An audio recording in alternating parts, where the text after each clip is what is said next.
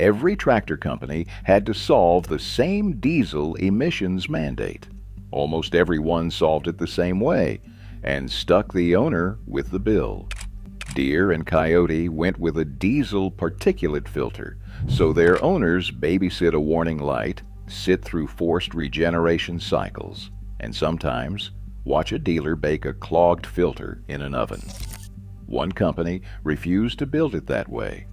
Mahindra spent $30 million on a diesel engine with no particulate filter and no regeneration cycle at all.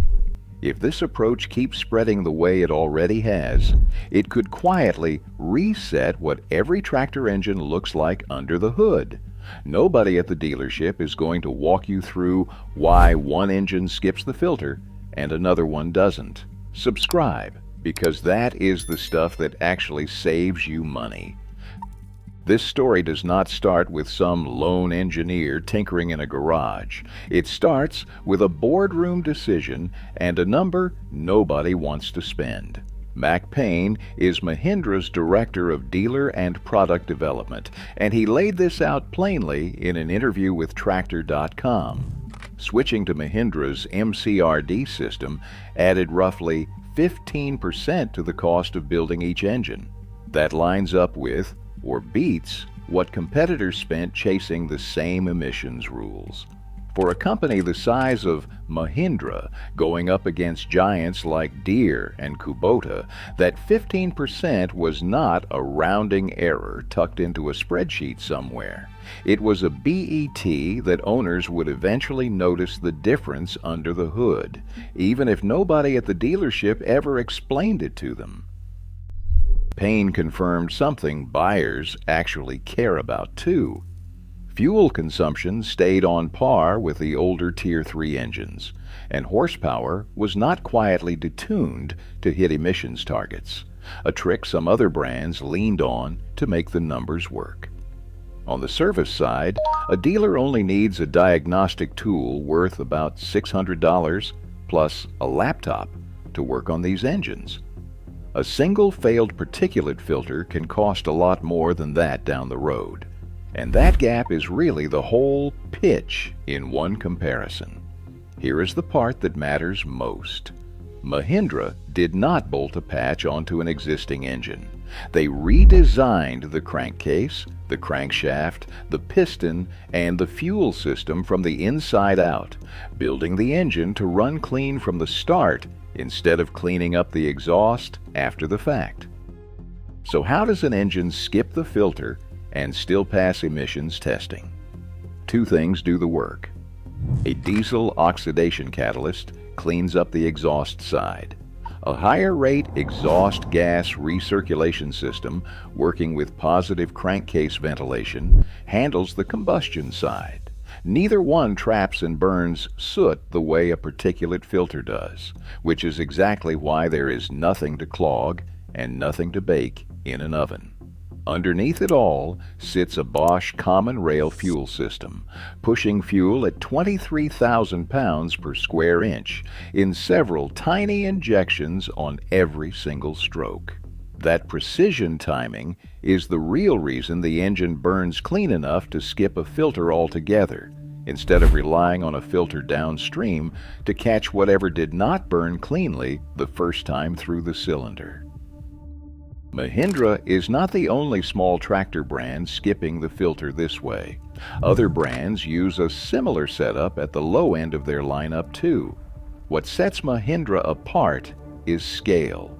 They did not save this trick for one struggling model or bury it in a single trim level nobody actually buys.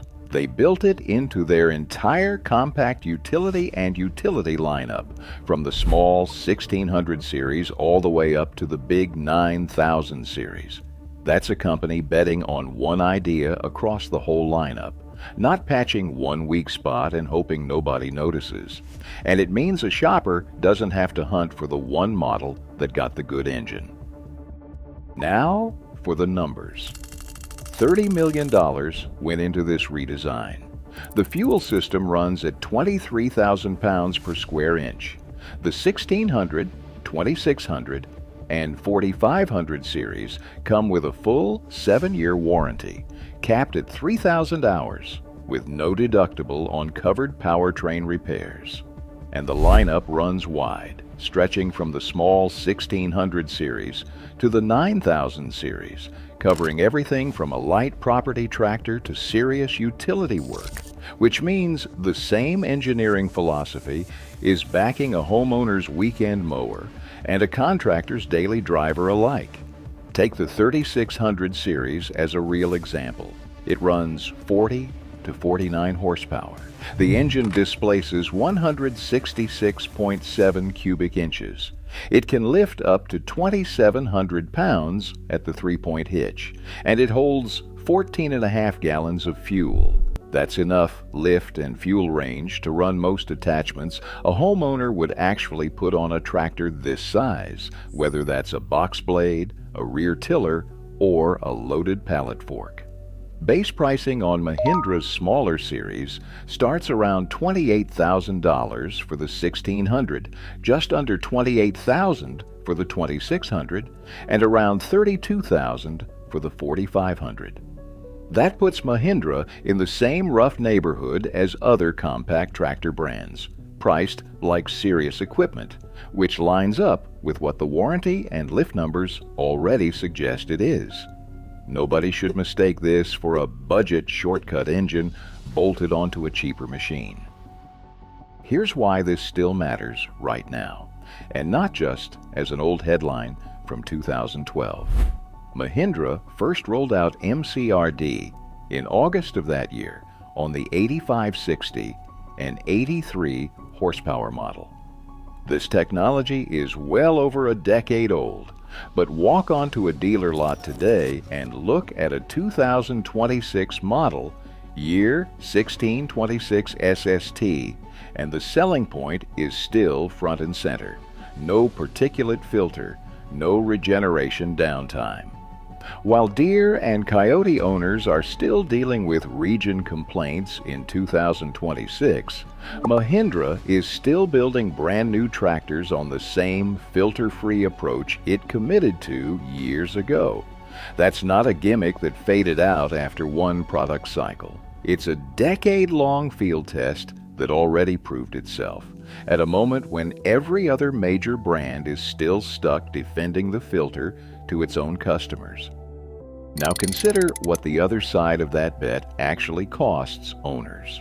On a Green Tractor Talk forum thread, one Deere 5100E owner describes over 100 failed passive regen attempts. The filter eventually had to be pulled out and baked in an oven just to clear it, and a parked regen demand showed back up again just weeks later. A 3038E owner on Just Answer got stuck in an active regen cycle for 3 straight hours with no fix in sight, forced to just sit and wait it out with the engine idling. Kioti owners aren't spared either. A PX 9530 owner at 400 hours called the emissions and electronics problems relentless and ended up paying close to $7,000 in repeated repairs once the factory warranty had already run out. While a DK 5310 owner on Tractor Forum said the dealer never even explained how the filter process worked before the sale went through. None of these are one-off horror stories from a single, unlucky buyer. They're the kind of thread that keeps getting bumped because the next owner runs into the exact same wall. None of this means every Deere or Kioti owner runs into trouble. Plenty put in hundreds of hours without a single problem. This is a documented pattern of risk, not a universal failure, and it's a pattern Mahindra simply chose not to build into their engines in the first place. None of this makes Mahindra perfect either, and this next part matters if you're considering buying one. Dealer coverage is thin. There are roughly 393 Mahindra dealers across the entire country, heavily concentrated in Texas, with 0 in Rhode Island, Hawaii, and Puerto Rico.